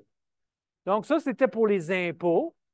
Quand je regarde les avantages sociaux, ben, je prends tout simplement la table que je vous ai donnée, que vous allez avoir comme information. Vous allez vous donner cette information-là. Donc, en gros, je ne les ferai pas pour tous, mais disons pour Roberto, qui est à 55 000 de brut, bien, pour le RQ, j'ai pris 55 000 moins 3 500, qui est l'exemption de base juste pour le RQ.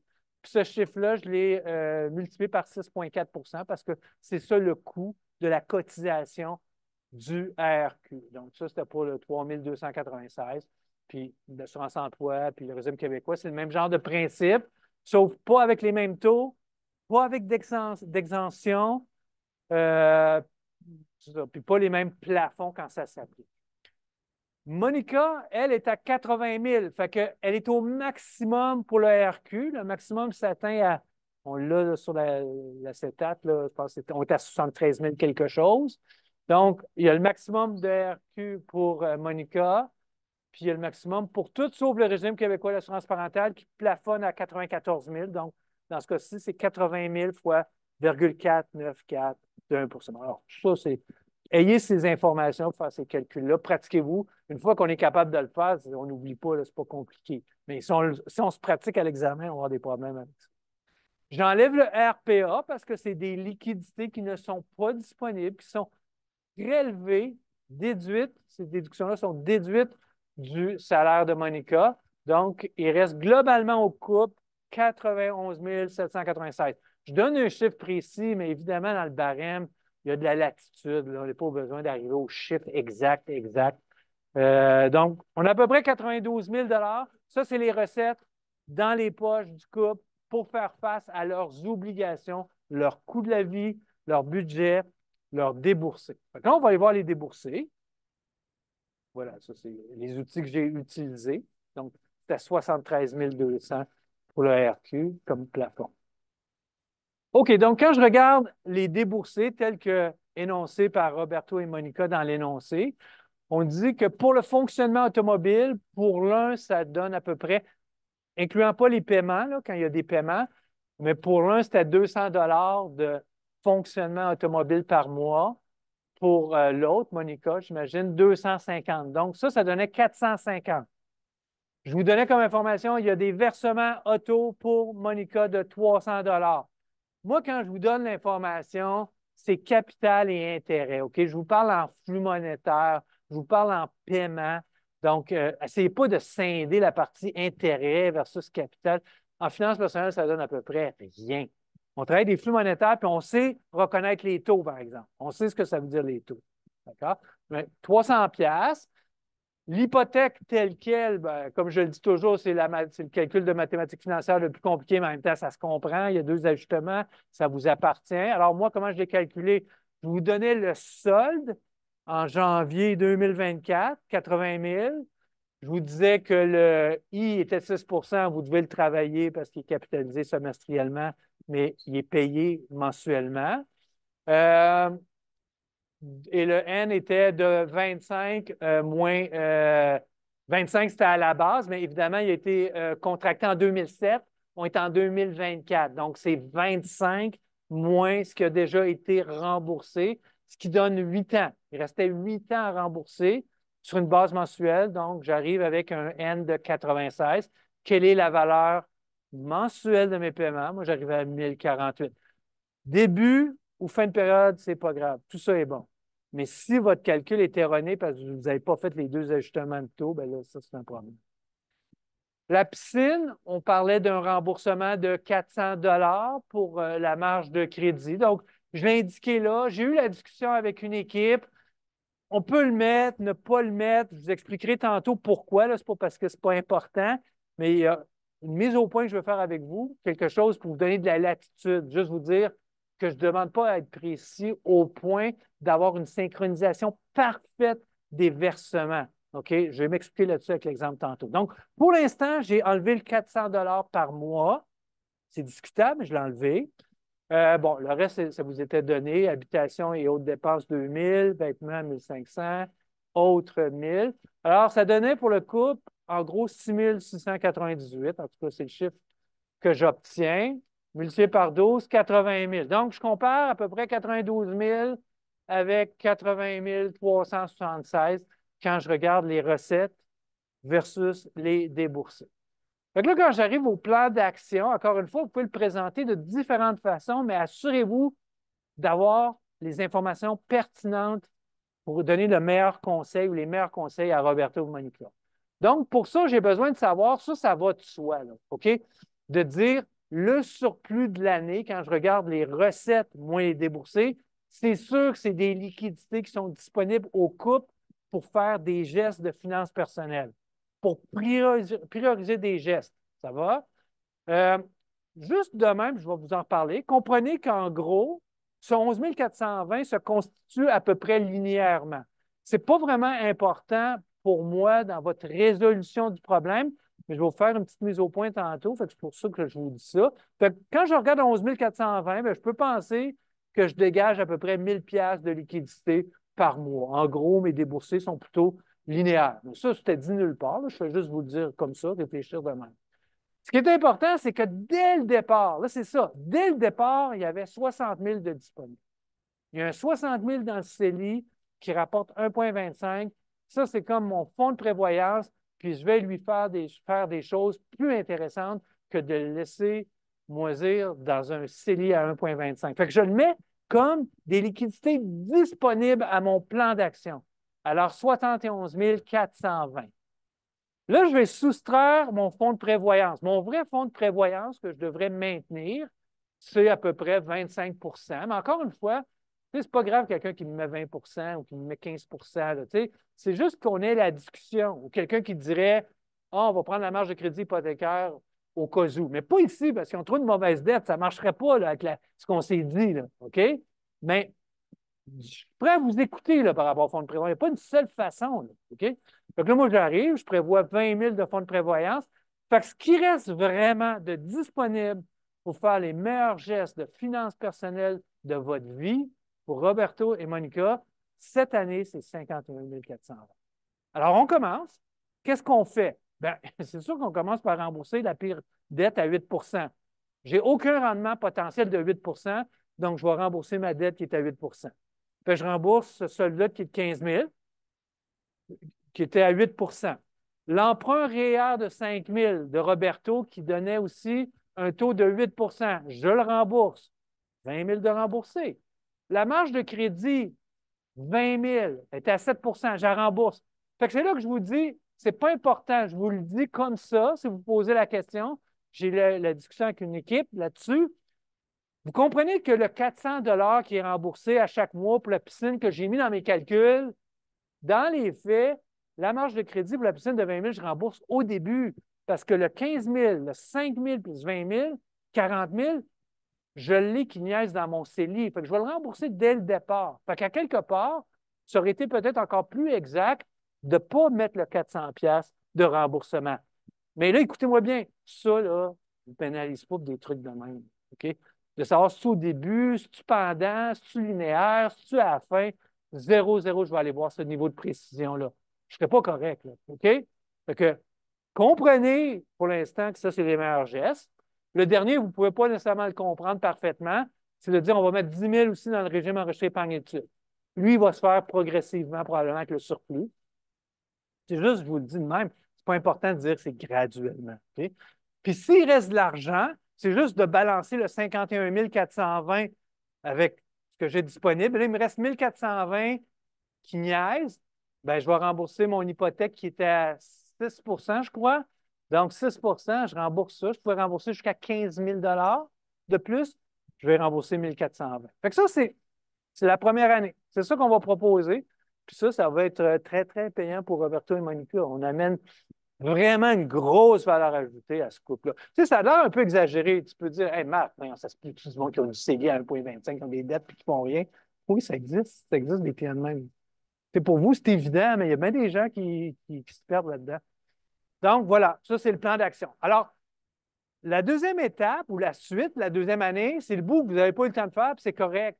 C'est là que je vous dis, faites des petites écritures mentales quand je vous demande de faire un deuxième bilan où on est rendu. C'est pas obligé d'être précis, précis, mais vous devez le refléter que vous n'avez plus de marge de crédit. Là. Remettez-moi pas la marge de crédit à 20 000 dans le bilan de fin. Là. C'est ça que je veux dire. Faites des petites écritures de base. Là, OK? Fait que là, c'est sûr que quand je vais faire la deuxième année, je vous le dis, ce n'est pas important que vous compreniez ou que vous manifestiez que le remboursement de l'emprunt auto ou REER, ça se fait en début, ou de la piscine en début, fait que je ne devrais pas mettre le 400. Ça, ce n'est pas grave dans l'année. Mais l'année d'après, remettez-moi pas les paiements d'auto de Monica puis les paiements d'auto de la piscine. Là, Mr. Nice Guy, là, il va prendre le bord, là, vous comprenez? Fait que pas dans l'année, c'est pas grave. Faites-le comme c'est au début ou à la fin ou pendant. Mais reflétez l'effet de vos décisions du plan d'action pour la deuxième année. Fait que j'y arrive. Voilà mon fameux bilan avec mes petites écritures maison.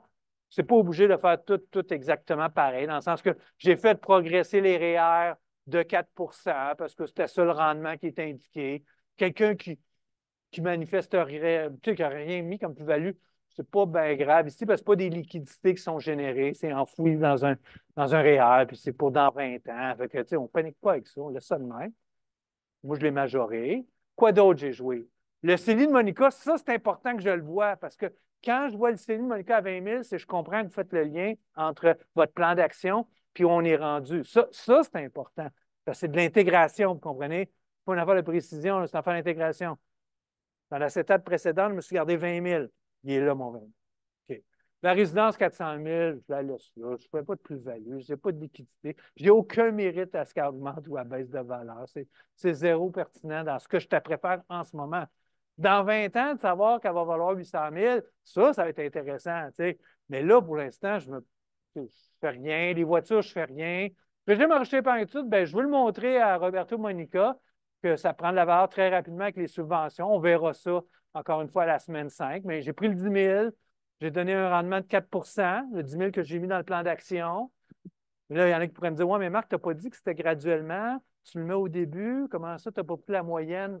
Elle n'est pas parfaite, là, la solution là-dessus. Là. Ce n'est pas grave, ce n'est pas important. Mais c'est toutes des bonnes questions que vous pouvez vous poser.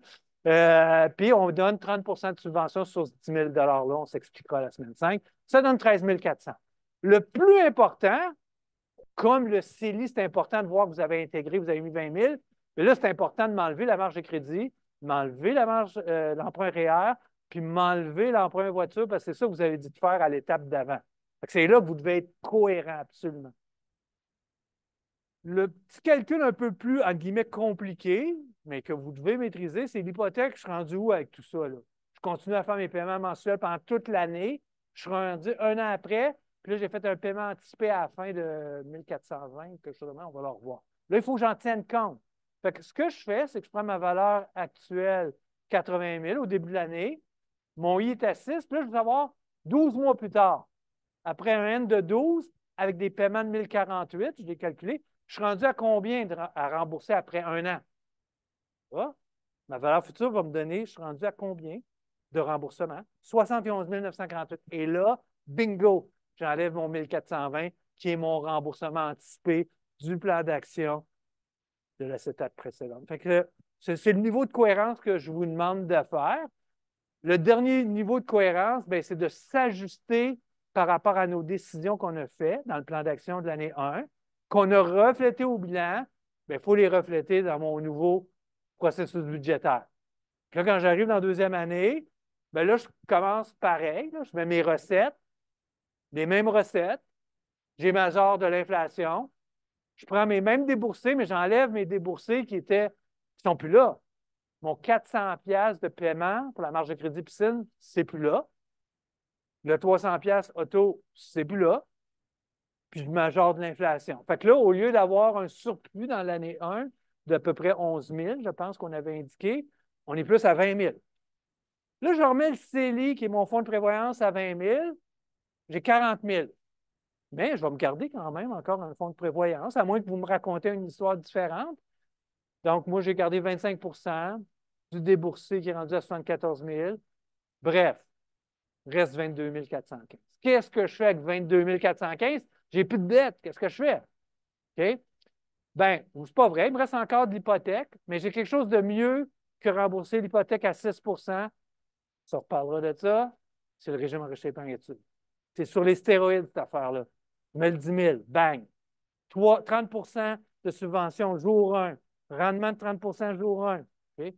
C'est des mauvais payeurs, c'est en fin d'année qu'ils payent, là, mais le gouvernement. Mais c'est pas grave. 3 000 bang. Plus ce qui reste, par différence, ce qui reste, je vais rembourser de façon anticipée la seule dette qui me reste, qui est à 6. Mais ça, si mon hypothèque était à 1,25, là, j'irais probablement dans le REER avant. Là. Vous comprenez? Ça dépend du contexte macroéconomique de l'histoire. Mais présentement, le contexte macroéconomique, c'est que les dettes hypothécaires sont plus élevées que les rendements. En tout cas, bref, je ne ferai pas de levier financier là-dessus, pas en tout. Fait que voilà, c'est ce que je vous proposerais comme plan d'action. Et là, je refais un dernier bilan après 2 ans pour tenir compte des ajustements. C'est les mêmes histoires que tantôt. Okay? Donc, j'aime ça finir de même. J'ai fini de même la semaine passée. Je veux juste prendre 5-10 minutes, jaser, grand angle, 360 degrés, big picture. Fait que là, quand vous présentez ça à Roberto et Monica, c'est sûr qu'ils trouvent que vous avez de l'assurance, que vous présentez des choses hyper intéressantes, mais ils ont de la misère peut-être à quantifier. Il faut que vous les aidiez à quantifier la valeur de votre expertise pour faire passer vos honoraires de 5 000 $. Il faut que ça soit parlant. Comment ça peut être parlant? Différentes façons. Mais moi, je vous dirais, est-ce qu'on ne pourrait pas présenter ce que j'appellerais le rendement de notre expertise? OK? Puis vous me direz si vous êtes un peu d'accord avec ce rendement d'expertise-là. Ce que je fais, c'est que je commence par voir quelle est l'augmentation de la valeur nette le jour 1, bilan d'ouverture jour 1, puis bilan de fermeture après 2 ans, après le résultat de notre expertise.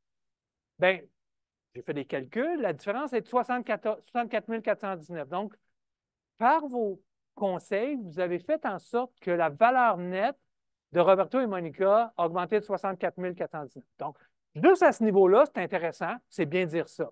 c'est sûr qu'on peut améliorer ce qu'on est après dire.